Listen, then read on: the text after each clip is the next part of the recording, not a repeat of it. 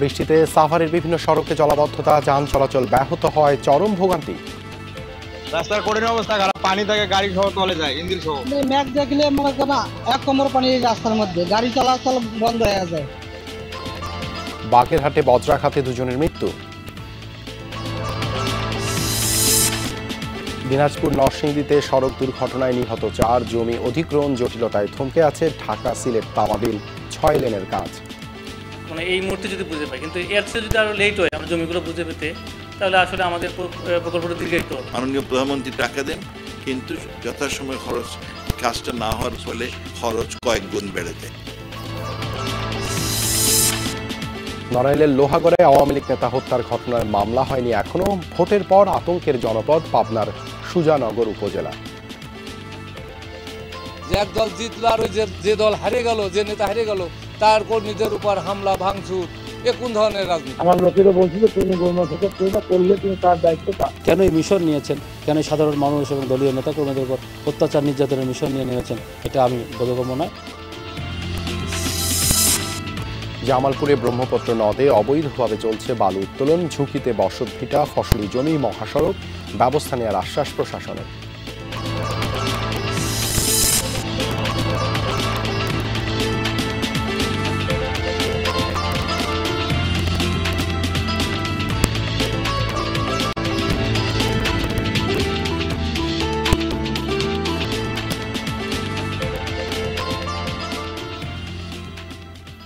আমন্ত্রণ সংবাদ সারা দেশে, আপনাদের সঙ্গে আছি আমি দেবাশিস রঞ্জন সরকার। এতক্ষণ শিরোনাম দেখছিলেন, এবারে বিস্তারিত।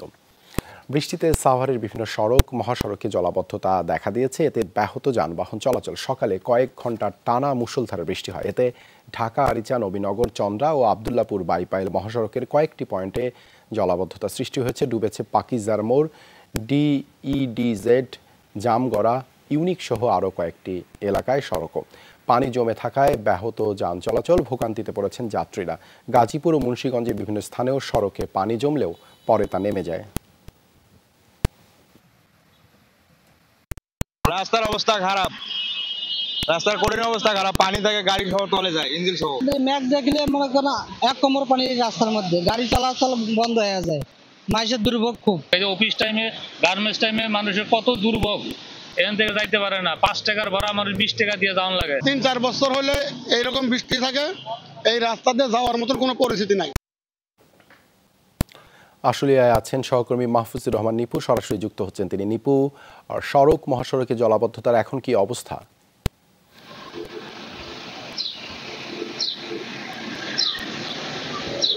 দেবাশিস, আসলে সকালের চেয়ে এখন পরিস্থিতি কিছুটা উন্নত, অর্থাৎ কয়েকটি পয়েন্টের পানি এরই মধ্যে নেমে গেছে এবং 2-4টি পয়েন্ট অর্থাৎ জামগড়া, জিরাবো, এই অঞ্চলের পানিগুলো কিন্তু রয়ে গেছে। এই অঞ্চলের পানি যে সহসা নামবে এমনটি কিন্তু মনে হচ্ছে না। আমরা যতটুকু জেনেছি যে এই অঞ্চলটিতে প্রতিনিয়তই কিন্তু একটু বৃষ্টি হলেই পানি জমাট বেঁধে যায় এবং এই জমাট বাঁধার কারণে দীর্ঘ সময় পার হতে হয়।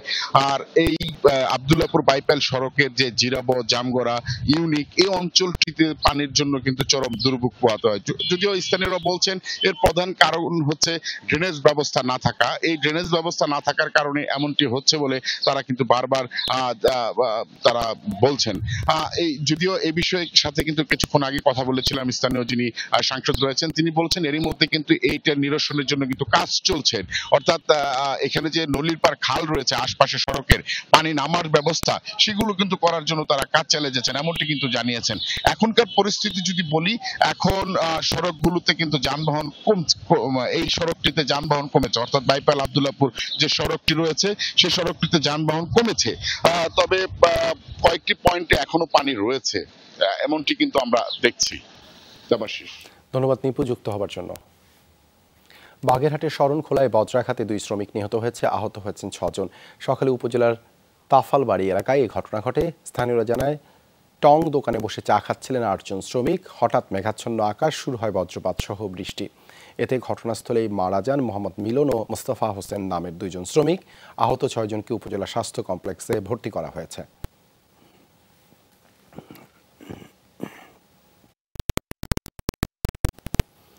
দুই জেলায় সড়ক দুর্ঘটনায় 4 জন নিহত হয়েছেন, আহত হয়েছেন অন্তত 3 জন।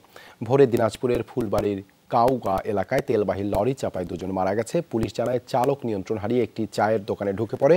ঘটনাস্থলেই প্রাণ হারান আজহার আলী ও রানা নামের 2 জন। মরদেহ দুটি উদ্ধার করেছে পুলিশ। লরি ড্রাইভার ও হেলপারকে আটক করা হয়েছে। গাড়িটা অ্যাক্সিডেন্ট হয়েছে, এই অ্যাক্সিডেন্ট কারণে এইখানেই মনে করেন জায়গা স্পটেই যায়। 2 জনে বসেছিল, একজন উঠে গেল আর কত হড় করে ট্রাক্টর ঢুকে যাওয়াতে ছিটকাই দিল একজন। এই বাজারের নাইট গার্ড এবং এখন চা খেতে আসা একজন কাস্টমার ঘটনাস্থলে নিহত হয়। নরসিংদীতে বাস মাইক্রোবাস সংঘর্ষে প্রাণ হারিয়েছেন 2 জন। স্থানীয়রা জানায় ভোরে 5 দোনার চৈতাব এলাকায় যাত্রীবাহী বাসের সাথে একটি মাইক্রোবাসের সংঘর্ষ হয়। ঘটনাস্থলেই মারা যান মাইক্রোবাস চালক সালাম ও পিয়াল নামের এক যাত্রী। চালক পালিয়ে গেলেও বাসটি জব্দ করেছে পুলিশ। জমি অধিগ্রহণ জটিলতায় গতি পাচ্ছে না ঢাকা সিলেট তামাবিল 6 লেন প্রকল্প। 14 মাস আগে প্রকল্প শুরু হলেও এখনও 1% জমি অধিগ্রহণ করতে পারেনি সিলেট জেলা প্রশাসন। তাই পুরো দমে কাজ শুরু করা যাচ্ছে না বলে জানিয়েছেন প্রকল্প সংশ্লিষ্টরা। ঢাকা থেকে তামাবিল পর্যন্ত 262 কিলোমিটার 6 লেন প্রকল্পের 92 কিলোমিটার সিলেট জেলায়। গত বছরের মার্চে সিলেট অংশে কাজ শুরু করে ঠিকাদারি প্রতিষ্ঠান। শর্ত ছিল 270 দিনের মধ্যে বুঝিয়ে দিতে হবে জমি, কিন্তু তা করতে পারেনি জেলা প্রশাসন। সে কারণে 14 মাসে কাজ হয়েছে মাত্র 5%। যেসব জায়গাতে আমাদের কাজের স্কোপ আছে সেসব জায়গায় আমরা কাজগুলো আগে নিচ্ছি। তো আমাদের অগ্রগতি বলা যায় যে 5%। আমরা এই সময়টাকে আমরা কভার করতে পারবো, মানে এই মুহূর্তে যদি বুঝে পাই। কিন্তু এর চেয়ে যদি আরো লেট হয় আমরা জমিগুলো বুঝে পেতে, তাহলে আসলে আমাদের প্রকল্পটা দীর্ঘায়িত হবে। সড়ক জনপদের কর্মকর্তারা বলছেন এই প্রকল্পের সবচেয়ে বড় অংশ সিলেট জেলায়, তাই অধিগ্রহণকৃত ভূমির পরিমাণও বেশি। সব জটিলতা দূর করার চেষ্টা চলছে। এখনো আমরা কোনো জমি বুঝে পাইনি, তো আশা করি যে ডিসি অফিস এখন যেভাবে কাজ করতেছে খুব শীঘ্রই আমরা আমাদের জমিগুলো বুঝে পাবো এবং আমরা আমাদের কাজগুলো আগে নিতে পারবো। আগামী 6 মাসের মাঝে তাদের জমি আমরা কিছু হস্তান্তর করতে পারবো এবং এক্সিস্টিং রাইট অফ ওয়েতেও কিন্তু আমাদের কিছু জায়গা আছে, 120 ফিট জায়গা আছে, কত 80 ফিট জায়গা আছে। এই সমস্ত জায়গায় কিন্তু কাজের সুযোগ রয়েছে। জমি অধিগ্রহণে যাদের ভূমিকা মুখ্য তারা বলছেন জমি হস্তান্তর শুরু করতেই সময় লাগবে আরো 6 মাস। জমি অধিগ্রহণ প্রক্রিয়ার এই ধীর গতিতে ক্ষুব্ধ হয়ে খোদ প্রধানমন্ত্রী শেখ হাসিনাকে এই প্রকল্পে নজর দেওয়ার আহ্বান জানিয়েছেন স্থানীয় এমপি। গভীরভাবে চিন্তা করা উচিত প্রজেক্ট কমপ্লিশন কিভাবে অন টাইম করা যায়। এইটা না করলে সরকারের দুর্নামও হচ্ছে আর খরচও তো বাড়ছে। মাননীয় প্রধানমন্ত্রী টাকা দেন, কিন্তু যথাসময়ে খরচ কাজটা না হওয়ার ফলে খরচ কয়েক গুণ বেড়ে যায়। 1 কিলোমিটার জায়গার মধ্যে দেখা গিয়েছে আপনার 500 থেকে 1000 লোক এই জমির মালিক। তো এত সংখ্যক মালিককে ফেস করে আইনগত প্রক্রিয়া সম্পাদন করে সেগুলো একটা পর্যায়ে নিয়ে এসে সেগুলো মিট আপ করতে এটা একটু সময় সাপেক্ষ ব্যাপার। ডক্টর একে আব্দুল মোমেনের মতে বিদেশি অর্থায়নে করা প্রকল্পগুলো সঠিক সময়ে শেষ না করতে পারলে ভাবমূর্তি ক্ষুণ্ণ হয় দেশের, তৈরি হয় নানা জটিলতা।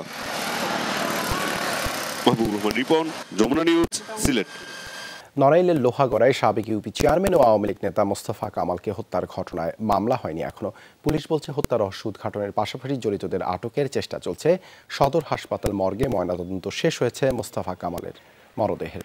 তিনি মল্লিকপুর ইউনিয়ন পরিষদের সাবেক চেয়ারম্যান। এর আগে শুক্রবার সন্ধ্যায় মঙ্গলহাটা এলাকায় দুর্বৃত্তরা মোস্তফা কামালকে গুলি করে ঢাকায় আনার পথে মারা যান তিনি। এই হত্যাকাণ্ডের পর তার সমর্থকরা প্রতিপক্ষের 2 জনকে গুলি করেছে বলে অভিযোগ উঠেছে।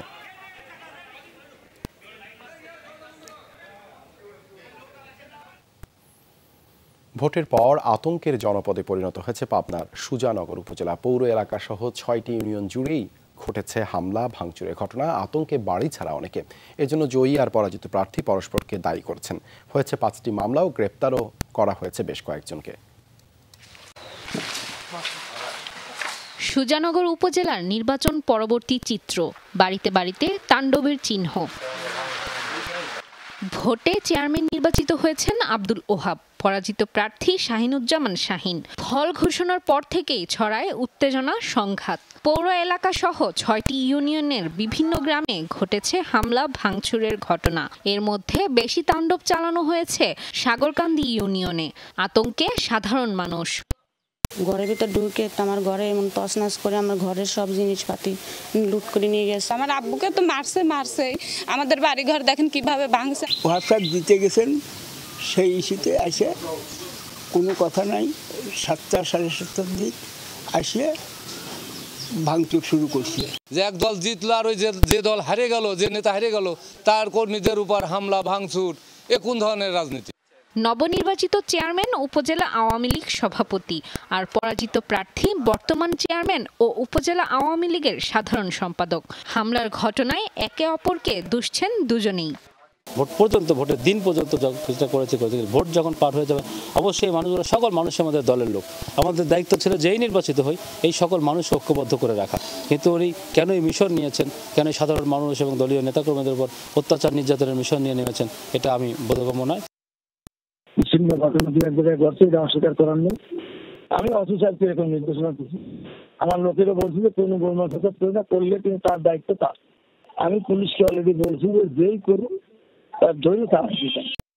পুলিশ বলছে সহিংসতায় জড়িতদের বিরুদ্ধে অভিযান চলছে, আনা হচ্ছে আইনের আওতায়।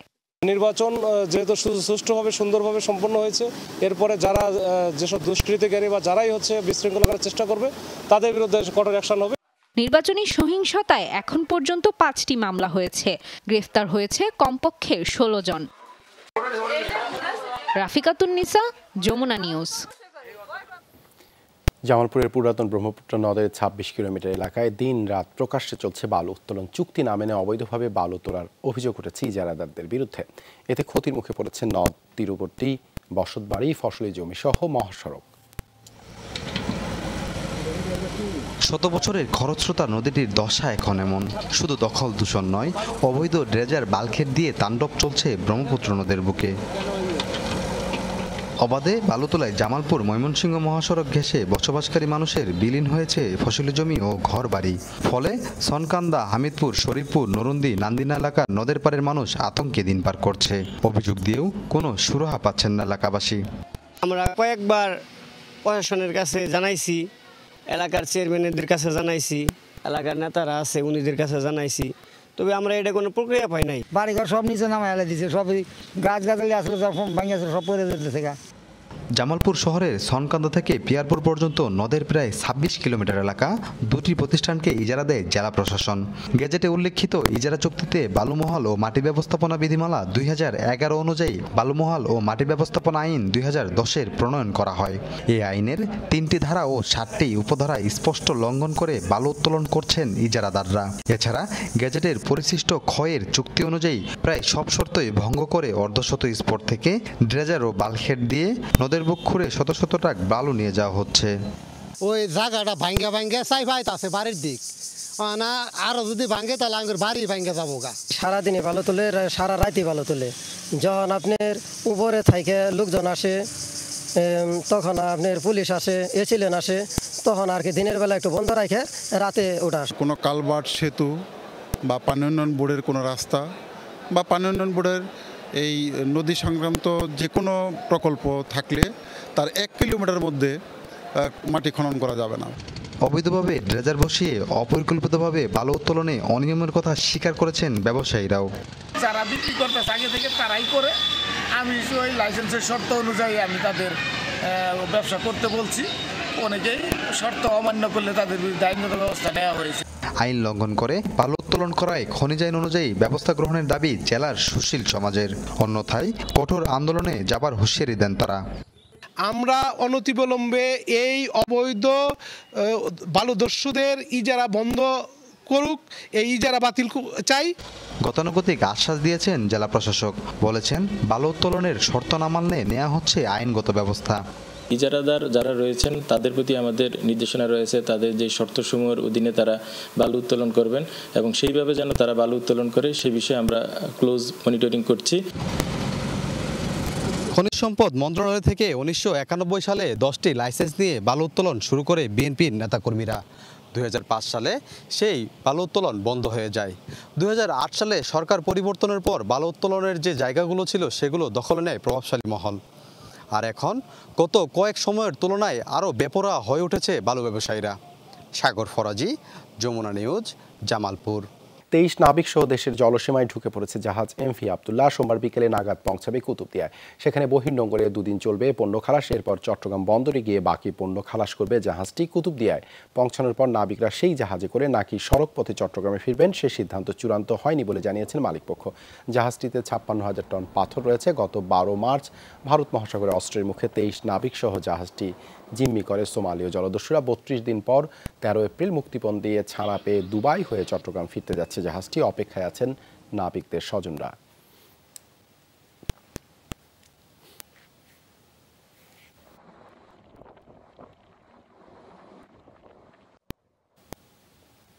মেহেরপুর ও কুষ্টিয়া জেলার মাঝে বয়ে গেছে মাথাভাঙা নদী। এই নদীর উপর সেতু নির্মাণ হলেও এক পাশের সংযোগ সড়কই নেই। ফলে ভোগান্তিতে দুপাশের 10-15 গ্রামের বাসিন্দারা। সংশ্লিষ্ট কর্মকর্তারা দায়ী করছেন জমি অধিগ্রহণ জটিলতাকে। নদীর নাম মাথাভাঙা। এক পাশে কুষ্টিয়ার দৌলতপুর, অপর প্রান্তে মেহেরপুরের গাংনী উপজেলা। 2 জেলার সংযোগ স্থাপন করেছে এই সেতু। বছরখানেক আগে শেষ হয় সেতুর কাজ। কুষ্টিয়া প্রান্তে সংযোগ সড়ক পাকাও করা হয়েছে, তবে মেহেরপুর অংশে সংযোগ সড়কই নেই। এতে ভোগান্তিতে স্থানীয়রা। ব্যাহত কৃষিপণ্য পরিবহন, বর্ষায় কষ্ট বেড়ে যায় আরও বেশি। গাড়ি তো ওঠেই না, তারপরে যখন বৃষ্টি টিষ্টি হয় নামার খুব সমস্যা, তারপরে মানুষ উঠতে পারে না। আমরা চাষি মানুষ, রাস্তায় ভ্যানটার নিয়ে হয়তো ব্রিজে উঠতে গেলে সমস্যা, হয়তো কেউ অ্যাক্সিডেন্ট করছে। সেতু নির্মাণের পর দীর্ঘদিনের দাবি পূরণ হয়েছে, অথচ তা ব্যবহার করা যাচ্ছে না। এ নিয়ে ক্ষুব্ধ স্থানীয়রা। মানুষের যে যেমন এইটুকু রাস্তা ভ্যান ঠেলে তুলতে হলে বহু কষ্ট, 4-5 জনকে ধরে তুললে তেবে তোলা হয় জমিটা। রাস্তাটা যেতে হয়ে যায়, সুবিধা হয় মানুষের, সবারই সুবিধা হয়ে যায়। রাস্তা ছেড়ে নিয়ে উঠতে তো অসুবিধা হয়েছি। এলজিইডি বলছে জমি অধিগ্রহণ জটিলতায় থমকে আছে সংযোগ সড়কের কাজ। চেষ্টা চলছে সমস্যা নিরসনের। জমি অধিগ্রহণের সমস্ত প্রস্তাব পেশ করেছে এবং জমি অধিগ্রহণের যে কার্য প্রক্রিয়া সেটি প্রায় শেষ পর্যায়ে। ইনশাল্লাহ আমরা খুব দ্রুতই অল্প সময়ের মধ্যেই জমি অধিগ্রহণটা হয়ে গেলে আমরা রাস্তাটি নির্মাণ করে ব্রিজটি চলাচলের উপযোগী সুন্দর মতো করে দিতে পারব। 2019-20 অর্থ বছরে শুরু হয় 75 মিটার দৈর্ঘ্যের ব্রিজটির কাজ। এটি নির্মাণে ব্যয় হয়েছে 7,29 লাখ টাকা। সাবরিনা লিজা, যমুনা নিউজ। পাবনার ঈশ্বরদীতে পুকুর খনন করতে গিয়ে পাওয়া গ্রেনেডটি নিষ্ক্রিয় করা হয়েছে। বগুড়া সেনানিবাস থেকে আসা বোম ডিসপোজাল ইউনিটের একটি দল শুক্রবার বিকেলে পৌঁছায় ঘটনাস্থলে। এরপর গ্রেনেডটি নিষ্ক্রিয় করে তারা। এর আগে গেল বুধবার বিকেলে ঈশ্বরদী শহরের MS কলোনি এলাকায় পুকুর খননের সময় পাওয়া যায় গ্রেনেডটি। পুলিশ জানায় বোম ডিসপোজাল ইউনিট নিরাপদে সেটি ধ্বংস করেছে।